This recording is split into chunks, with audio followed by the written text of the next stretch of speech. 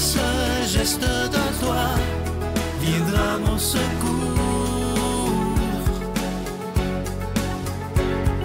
Viens semer dans mon âme le grain de l'amour. Je traverse un désert et je meurs de soif. Montre-moi le mystère qui garde la foi. Bonjour et bienvenue à votre émission La Victoire de l'amour en ce beau mardi 6 décembre 2022. J'espère que vos préparatifs de Noël vont bon train. On rejoint tout de suite pour sa chronique William Baudouin et à l'homélie, ce sera l'abbé David Vincent.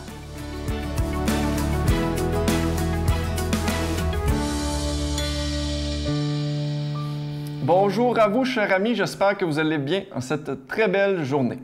Alors aujourd'hui, la beauté du jour est une ancienne fable islamique. Elle va comme suit. Il est question d'un citadin cherchant, de nuit, la clé qu'il a égarée. Il fouille partout sous un lampadaire en quête de sa clé perdue. Un passant l'aperçoit en train de fouiller et lui demande « Monsieur, que cherchez-vous? »« Ma clé, répondit-il. Je l'ai perdue tout à l'heure. » Et le passant lui demande « Où l'avez-vous laissé tomber? » Le citadin de répondre « À environ 50 mètres un peu plus bas là-bas, sur la route. » Le passant lui réplique « Mais alors, pourquoi cherchez-vous ici? » Et l'autre de lui répondre « Eh bien, c'est parce qu'il y a de la lumière ici. » Chers amis, je ne sais pas si vous trouvez cette fable intéressante comme moi, mais moi je trouve ça très très bon. Décortiquons ça un petit peu ensemble si vous le voulez bien.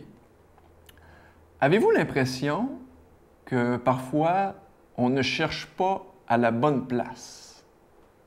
Ici, dans l'histoire, c'est un monsieur qui a perdu quelque chose de valeur, hein, les clés, je ne sais pas si c'est de sa maison, de son auto, mais peu importe. Il cherche quelque chose qui a une valeur pour lui, mais il la cherche à 50 mètres de où il les a laissés tomber, simplement parce qu'il y a de la lumière. Je pense que cette fable est une caricature de nos vies d'aujourd'hui, en fait. D'abord, savons-nous ce que nous cherchons dans la vie? Je pense que cette simple question peut nous occuper pendant un certain temps.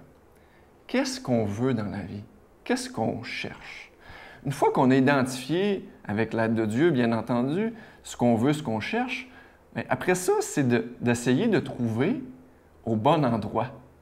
Et non pas où il y a de la lumière, comme dans l'histoire ici, où les autres nous disent d'aller chercher parfois dans la vie, mais vraiment de suivre son intuition qui vient du cœur. La chance que nous avons, nous ici, croyants, hein, c'est qu'on a une direction, on a une orientation. On peut se fier sur notre maître, notre mentor, peu importe comment on l'appelle, celui qu'on nomme Jésus-Christ. On peut le suivre. Hein? Plusieurs fois dans la Bible, il nous demande de le suivre. Mais je pense que c'est une chance qu'on a de l'avoir à nos côtés. Un peu comme l'image des rois mages. Hein? Vous vous souvenez, les rois mages? Ils suivaient, de ce que j'en ai compris, là, ils suivaient une étoile. Donc, dans la noirceur, dans la nuit, ils suivaient une étoile pour se rendre là où Jésus allait naître. C'est intéressant quand même. Un jour, un patient m'a dit, puis ça m'avait vraiment intrigué, intéressé, je cherchais par tous les moyens ce qui m'avait causé cette maladie. Hein, on se souvient, moi j'accompagne des gens gravement malades au quotidien. Donc ce monsieur-là me disait, je cherchais par tous les moyens ce qui m'avait causé cette maladie. Puis un jour, j'ai réalisé que ce que je cherchais ne servait à rien. Maintenant, j'oriente mes journées vers la paix intérieure. Sur ça, belle semaine, cher ami. Notre Père qui es aux cieux, que ton nom soit sanctifié, que ton règne vienne, que ta volonté soit faite sur la terre comme au ciel. Donne-nous aujourd'hui notre pain de ce jour. Pardonne-nous nos offenses, comme nous pardonnons aussi à ceux qui nous ont offensés. Et ne nous laisse pas entrer en tentation, mais délivre-nous du mal, car c'est à toi qu'appartiennent le règne, la puissance et la gloire pour les siècles des siècles. Amen. Je continuerai à croire, même si tout le monde perd espoir.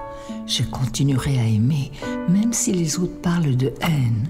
Je continuerai à construire, même si les autres détruisent. Je continuerai à parler de paix, même au milieu d'une guerre. Je dessinerai des sourires sur des visages en larmes et je tendrai les bras à ceux qui se sentent épuisés. Oui, je continuerai à croire. Je prends quelques instants pour solliciter votre aide pour le ministère de la Victoire de l'Amour. Je vous en parle depuis le Téléthon, ce magnifique cadeau du mois de décembre, l'étoile de Bethléem. C'est un bijou, évidemment. Il est en cristal. Vous le voyez à l'écran présentement. Ça vient avec la chaîne qui est en acier inoxydable, donc ça ne ternira pas. Et ce bijou, il est déjà béni. Également, vous pouvez toujours vous procurer ce magnifique ange de Noël. Vous le voyez à l'écran, il est absolument magnifique. Et comme je vous le disais les dernières semaines, il y aura toujours la médaille miraculeuse qui est disponible. Je vous donne l'adresse en vous disant que c'est avec un don de 25 $ et si vous voulez 2 cadeaux avec un don de 40 $, la voici l'adresse, la Victoire de l'Amour, case postale 120, succursale Boucherville à Boucherville, le J4B 5E6, je vous la redonne, la Victoire de l'Amour, case postale 120, succursale Boucherville à Boucherville, le J4B 5E6. Également par téléphone, par carte de crédit du lundi au vendredi de 8h30 à 16h30 dans le 514-523-4433, 523-4433 ou sans frais le 1-888-811-9291, 1-888-811-9291 et aussi sur notre site Internet. Vous savez que c'est une façon très sécuritaire, rapide et efficace de faire votre don, le www.lavictoiredelamour.org. Et je vous rappelle également que vous recevrez un reçu pour fin d'impôt. Alors, je vous rappelle le cadeau du mois qui est l'étoile de Bethléem qui est en cristal, qui vient avec la chaîne en acier inoxydable, donc ça ne ternira pas. Il y a aussi l'ange de Noël, la médaille miraculeuse et évidemment tous les livres que vous connaissez. Merci de tout cœur de ce que vous ferez pour la Victoire de l'Amour et merci de votre don spécial en cette période de Noël. Merci de tout cœur.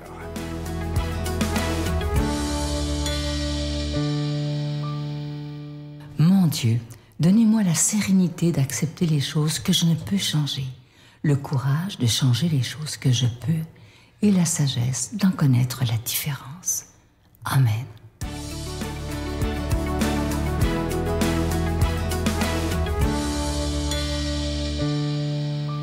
Au début de cette journée, écoutons le message de la parole de Dieu pour chacune et chacun de nous. Bonne nouvelle de Jésus-Christ selon saint Matthieu. Jésus disait à ses disciples, « Que pensez-vous de ceci? Si un homme possède 100 brebis et que l'une d'entre elles s'égare, ne laissera-t-il pas les 99 autres dans la montagne pour partir à la recherche de la brebis égarée? Et s'il parvient à la retrouver, amen, je vous le dis, il se réjouit pour elle plus que pour les 99 qui ne se sont pas égarés. Ainsi, votre Père qui est aux cieux ne veut pas qu'un seul de ses petits soit perdu. » Acclamons la parole de Dieu. Louange à toi, Seigneur Jésus.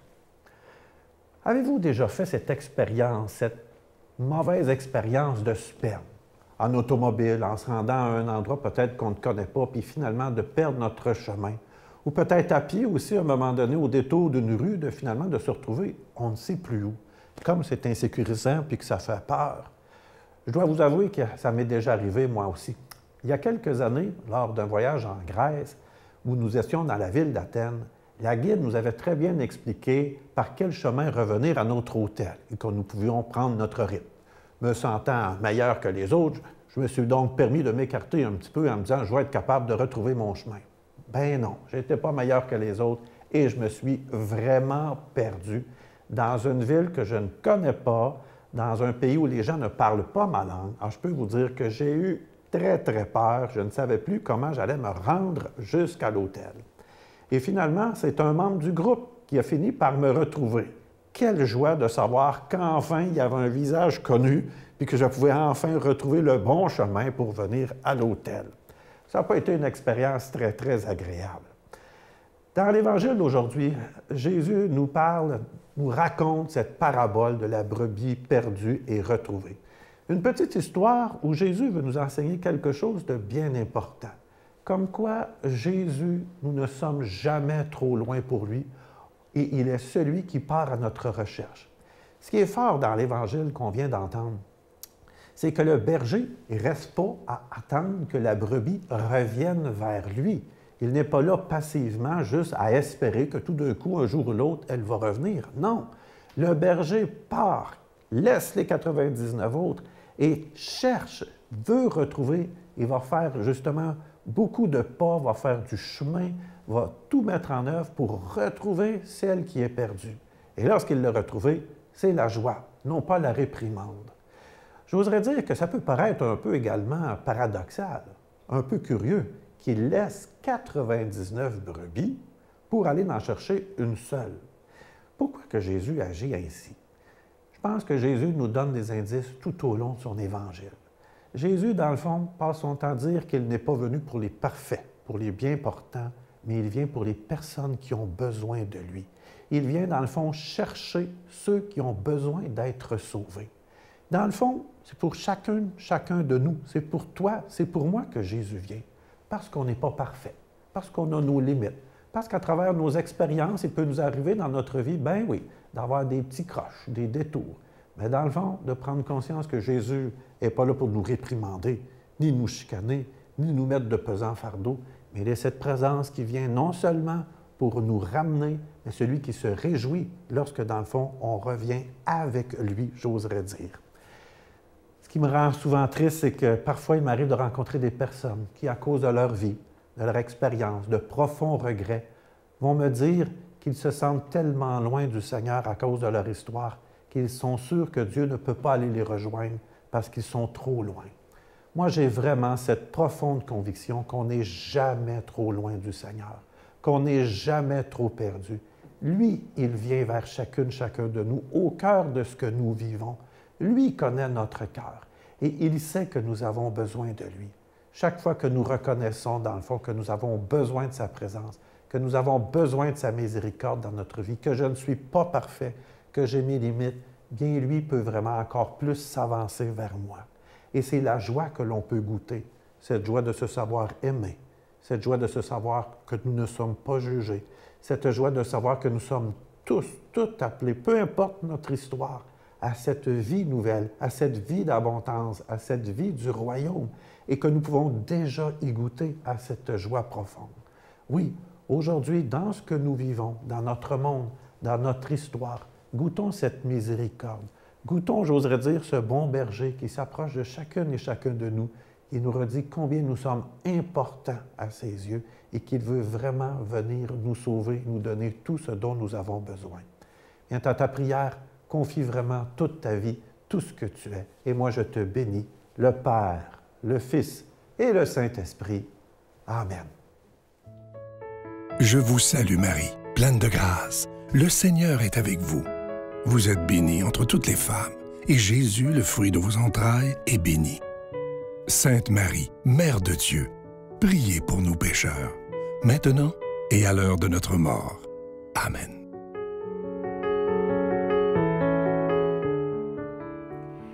Aujourd'hui, le 6 décembre, je ne sais pas si vous êtes au courant, mais comme j'ai habité en Europe, le 6 décembre, c'est la fête de Saint-Nicolas. C'est le précurseur, si on veut, du Père Noël. Il y a de l'historique et du légendaire dans l'histoire de Saint-Nicolas, là. Mais si vous voulez aller lire là-dessus, c'est de toute beauté. Et comme il était vêtu de rouge, hein, les évêques sont vêtus de rouge et blanc, ils avaient la barbe. C'est tiré de l'histoire d'un mélange de deux histoires de deux évêques qui faisaient du bien autour d'eux et à Noël donnaient des friandises aux enfants. Donc le Père Noël est issu d'une histoire chrétienne, d'évêques catholiques, donc gloire à Dieu. On voit rarement des gens qui vont nous dire leur vraie vie. C'est toujours des... tu sais, la vie ne se résume pas à ça. Oui, tu as des moments très joyeux dans ta vie, mais tu as des moments qui sont très durs aussi. Et la vraie vie est dans le moment présent. Glory, glory, hallelujah. Glory, glory.